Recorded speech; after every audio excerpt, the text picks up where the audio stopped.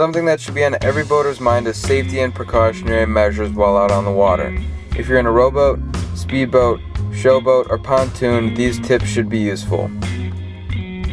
Tip number 1. Always check your local weather service provider before going out on the water. If for some odd reason the weather provider's prediction is wrong, look for darkening clouds, a temperature drop, or changing winds. Be safe and get off the water if a sudden weather change occurs. Tip number 2. Make a checklist before going out. We all forget stuff when we're rushing ourselves. Make a checklist before you head out. It will ensure that you don't forget anything important. Some marine safety supplies that might be helpful are a flashlight, first aid kit, additional life jackets, visual distress signal, and an audio distress signal. All of these supplies can be helpful in an emergency situation and can save your life. Tip number 3. Familiarize yourself with boating regulations, the layout of the lake, and the layout of your vessel. Knowledge of these things will be beneficial. It will provide extra safety on the water for you and your passengers. Tip number 4. Put your passengers to work. If you need help navigating or watching for other boats, you can use your passenger to assist you in watching for other boats or hazards in the water. Tip number 5. Get onto land or back in the boat as soon as possible if you fall in freezing water. Being in cold water steals your body heat 32 times faster than cold air. Find the nearest spot to get out of the water and swim there immediately. Treading water, trying to make a decision, can shorten survival time by almost 50%. Tip number 6. Know how to swim. As crazy as it sounds, there have been incidences of people falling off their boat and not being able to swim. It would make sense to take a swimming class if you're going to be around the water all day. Tip number 7. Get a free vessel safety check.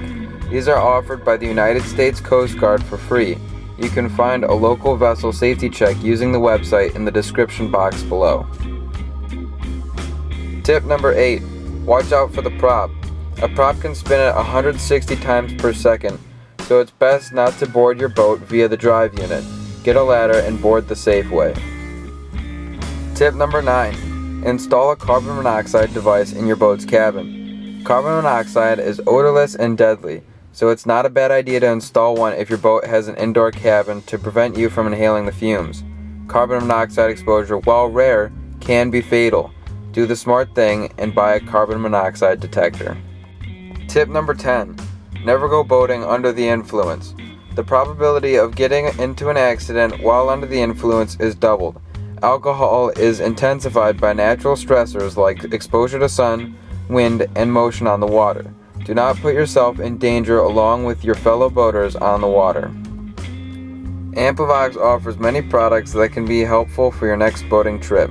The half-mile hailer can be heard over a half-mile away. It would be great if your boat happened to stall in the middle of the water or if your vessel gets stuck. The hailer also comes with a siren that you can use as a distress signal. The Mighty Meg is another option for boaters. This megaphone is a lighter weight option to the half-mile hailer.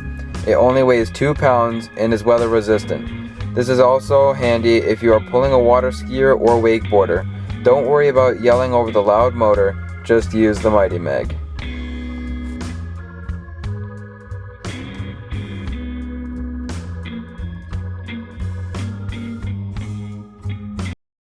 The Pasco Sheriff's Office wants you to stay safe on the water this year. Unfortunately, Florida continues to lead the nation in boating accidents and deaths. Always wear your life jacket. There are many to choose from, similar to this belt-like inflatable device that stays on your waist and remains out of the way while you remain active. And please leave the alcohol at home, because it is a factor in many boating accidents.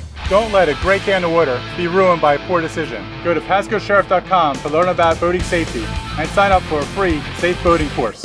And don't forget to reapply that sunscreen.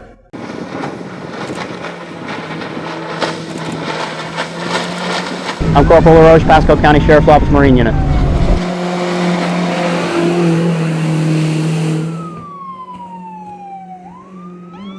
A couple of the things that you need on your vessel to operate it safely is you're going to need one wearable life jacket for everybody on board.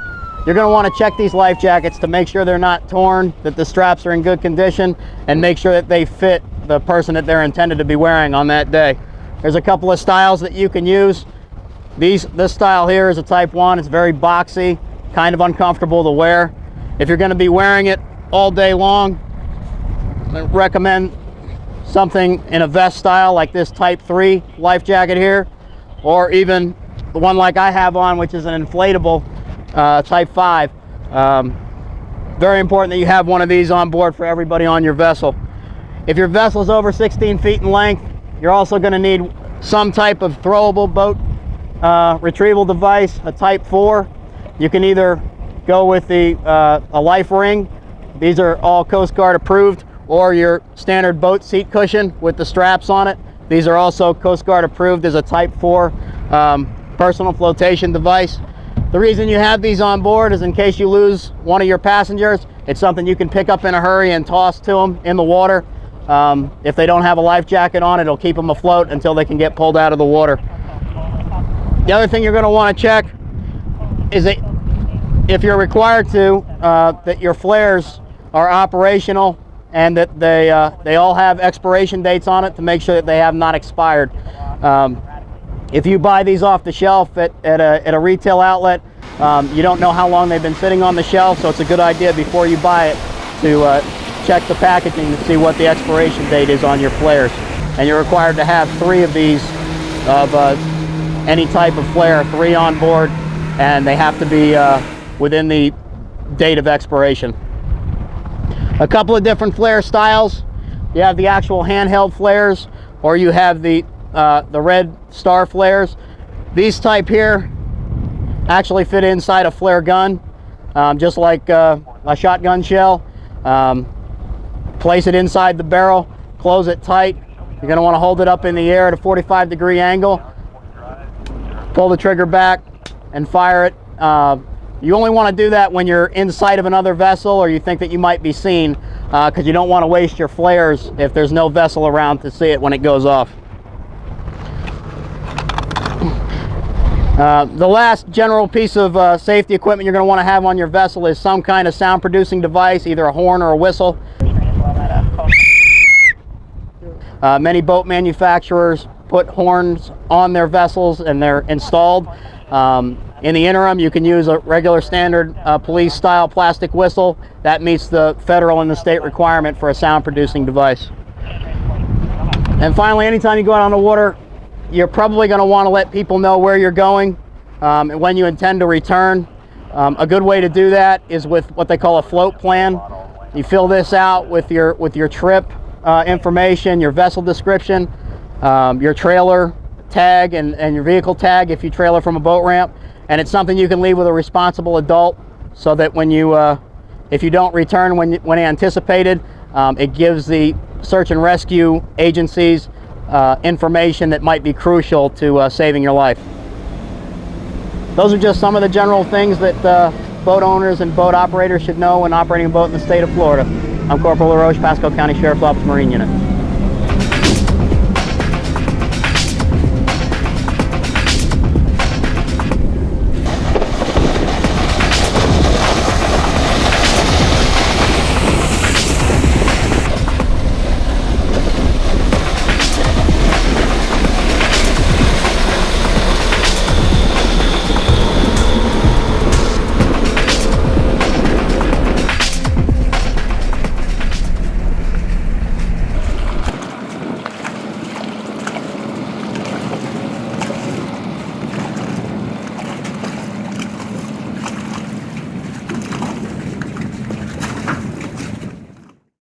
My name is John Liljestrand. I'm the safety coordinator for Fish on Bass Club. We're the largest non-federated bass club in Maryland. We are holding this event with the Coast Guard Auxiliary. It's a vessel inspection that they do. We've invited the Coast Guard Auxiliary to come to the beautiful Black Hills Regional Park. The goal today is to make sure that all the boats in our fishing club have all the proper safety equipment and that we all know how to operate them safely.